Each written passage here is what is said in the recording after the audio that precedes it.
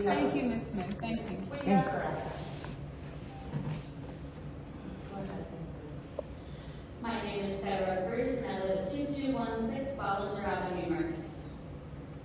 Last week, the repository reported that the third and final defendant that has been to court related to the May incident of excessive force with Canton Police K-9 and the now fired Officer Nicholas Casto.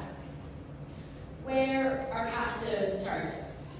The repository story makes no mention of this question or if they asked it. Losing one's job is not a consequence specific to police officers.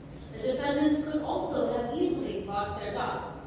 It's very common for workers to be fired once they've been arrested and are unable to show up for a shift review.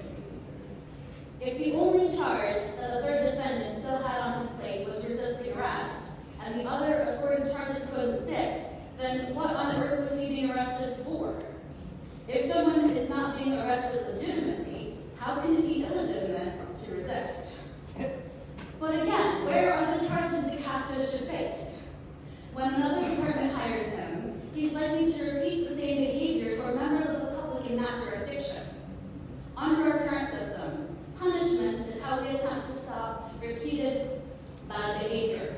It doesn't work, as we can clearly see in our justice system, but it's absurd to see wildly different standards applied based on whether someone is or was an officer or a member of the public. A restorative justice model that attempts to actually heal what is sick inside of us and rupture between us and community would make a lot more sense to try. I can hear some of you laughing in your heads. Then please, tell us what would be better. Tell us more than the problem is a whole lot of people who don't behave. Our whole system right now is based on ideas about how to correct behavior that bear little connection to reality.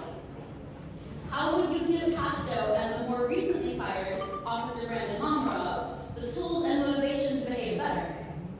If these would be different than the tools and motivation you would give to a member of the public who is actually charged with assault on another